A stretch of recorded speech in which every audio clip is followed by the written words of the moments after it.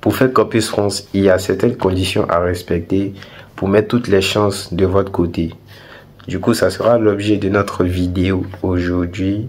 Je vais vous parler des conditions, de 6 conditions à respecter pour mettre vraiment toutes les chances de votre côté pour avoir plusieurs acceptations par les universités françaises. Pour ceux qui ne me connaissent pas, moi c'est Olivier, c'est plus nouveau. Je fais pas mal de vidéos concernant Campus France pour vous aider à mener à bien votre projet Campus France de A à Z. Donc, pour me soutenir, je vous invite à liker mes vidéos si le contenu vous plaît. Abonnez-vous, laissez des pouces bleus et restez à l'affût pour d'autres vidéos à l'avenir.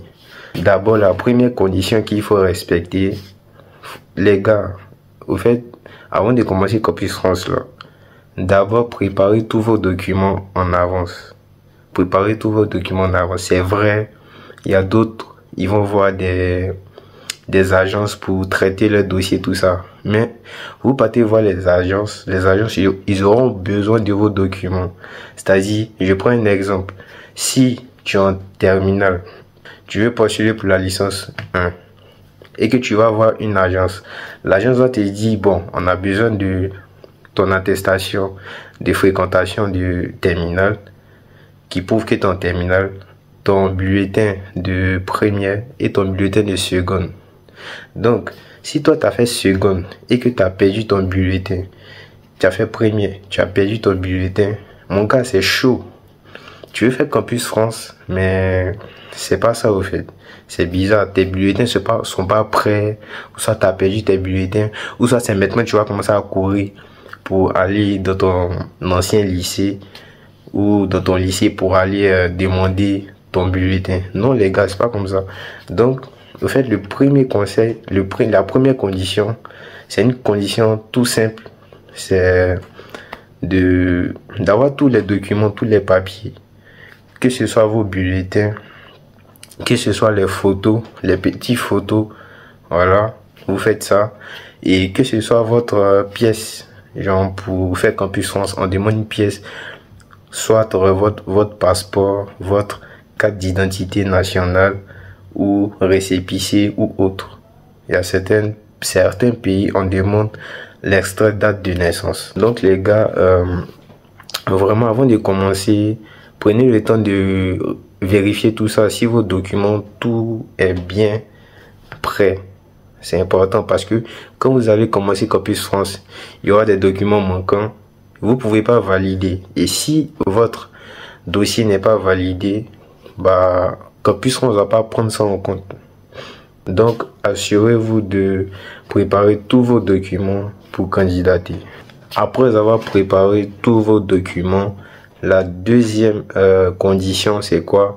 C'est de bien préparer votre dossier.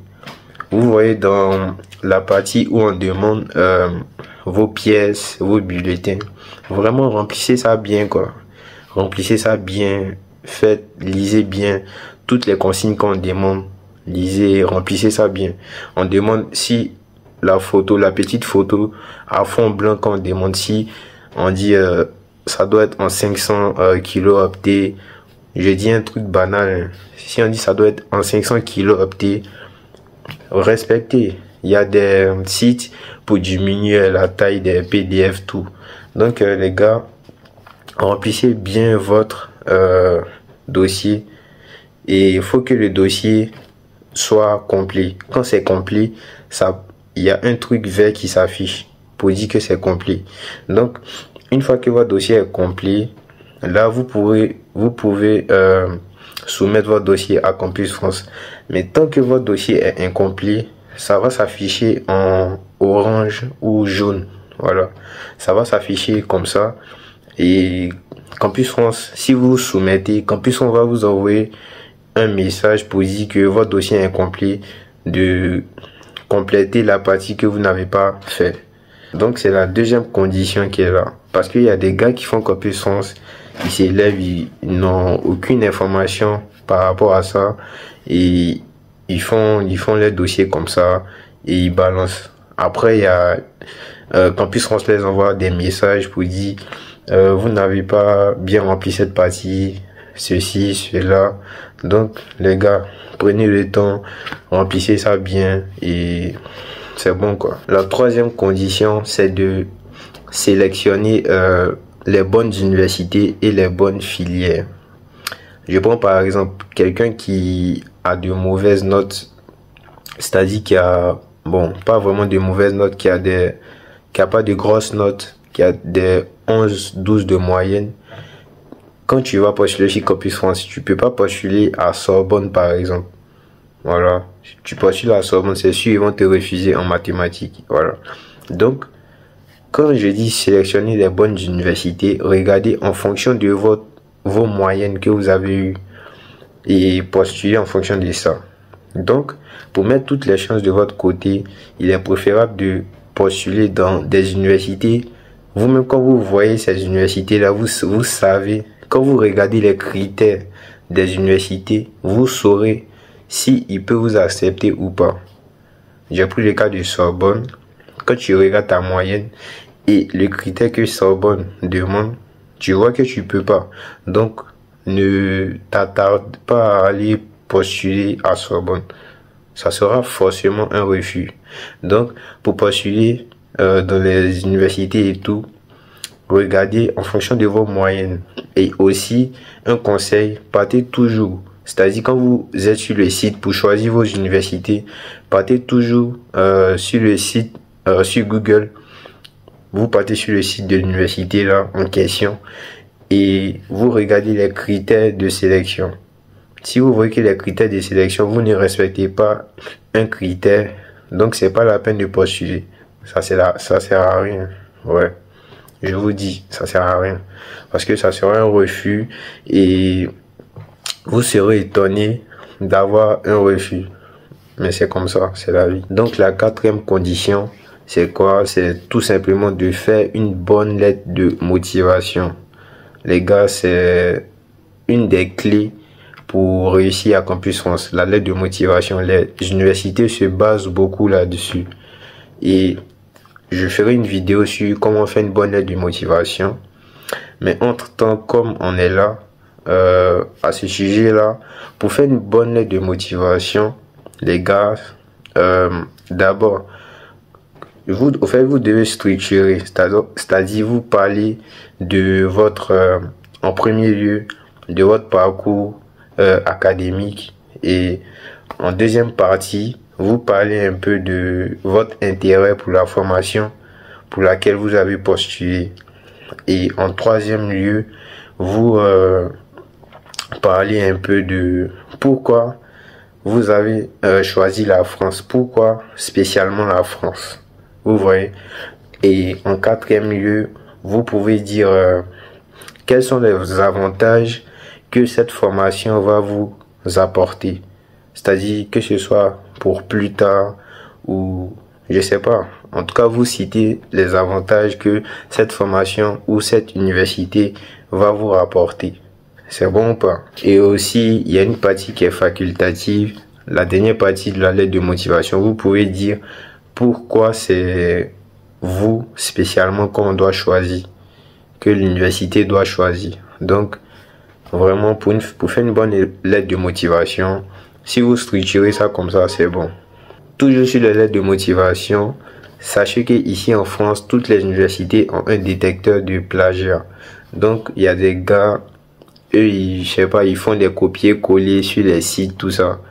Les universités, quand ils vont prendre votre lettre de motivation, là, ils vont mettre dans le détecteur de plagiat. Si ils trouvent que le pourcentage de plagiat est trop élevé, bah, on va vous envoyer un refus directement. Donc, les gars, évitez de copier, coller les trucs que vous voyez sur Internet. La lettre de motivation, asseyez-vous bien, réfléchissez. C'est ta motivation. Tu dis ta motivation. T'as pas besoin d'aller inventer quelque chose, inventer une vie, je sais pas, et écrire. Non. C'est toi, ta vie, tu expliques pourquoi tu veux partir là-bas, qu'est-ce que ça va t'apporter, pourquoi tu veux venir étudier en France. Donc, éviter les plagiats, c'est pas bon. La cinquième condition, c'est quoi? C'est tout simplement vous préparer au maximum pour les entretiens. les entretiens, c'est une partie vraiment importante. C'est-à-dire, après l'université va regarder d'abord l'entretien, c'est-à-dire l'avis favorable ou défavorable que l'animateur a envoyé aux universités. Donc l'université va regarder ça en premier lieu, et après l'université va regarder votre motivation et après vos moyennes. Voilà, si vous respectez les critères qu'ils ont donnés ou pas. Je suis pas en train de dire que quand tu fais un mauvais entretien, ça signifie forcément que tu auras des refus. Mais sur 100% des cas, c'est sûr que tu auras un refus à 80%. C'est trop sûr. Voilà, donc pourquoi j'insiste sur l'entretien? Parce que c'est une étape vraiment importante. Et du coup, les gars, vraiment maîtrisez votre panier de formation, tout ça. Maîtrisez ça bien. Maîtrisez votre projet d'études, votre projet professionnel. Maintenant, on m'a dit que j'ai appris que à l'entretien, les gars, ils testent un peu votre niveau de français. Parce que, imagine, dans ta lettre de motivation, le niveau de français est là.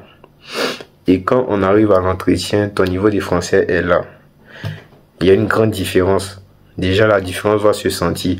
Et du coup, l'animateur qui sera devant vous va savoir que soit votre dossier a été fait par quelqu'un d'autre, ou soit, je sais pas, peut-être vous avez copié, collé, je sais pas, vous avez fait avec ChatGPT, un truc comme ça.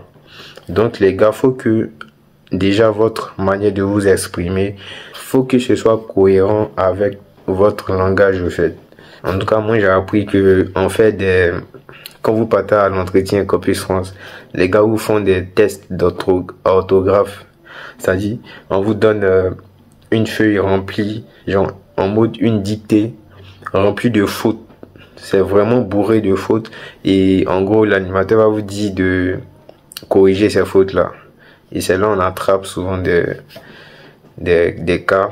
Bah, si tu n'arrives pas à corriger les fautes, c'est mort pour toi, tu vois, et ton entretien est floppé. Tu as raté l'entretien, bah, c'est sûr que l'animateur va envoyer un avis défavorable et c'est mort. Donc, l'entretien, c'est vraiment important. Préparez-vous, maîtrisez votre formation, les différentes formations que vous avez choisies, votre projet d'études, projet professionnel.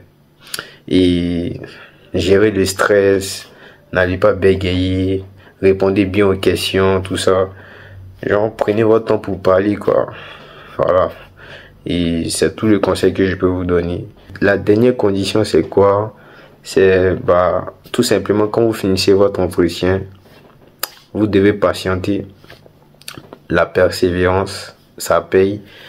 Vous persévérez, vous attendez une réponse de l'université.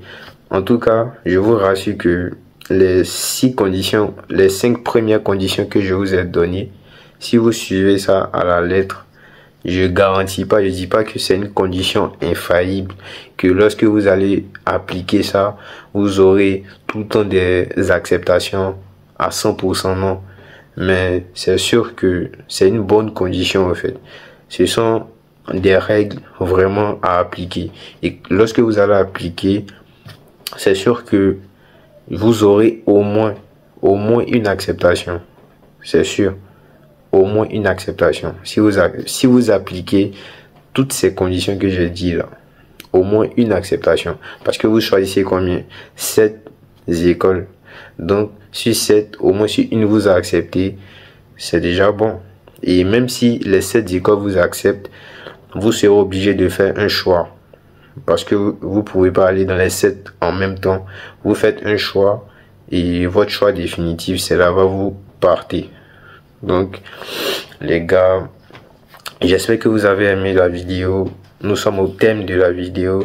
Et si vous avez des questions, doutes, n'hésitez pas à les poser en commentaire. Je n'hésiterai pas à répondre. Et sur ce, ciao.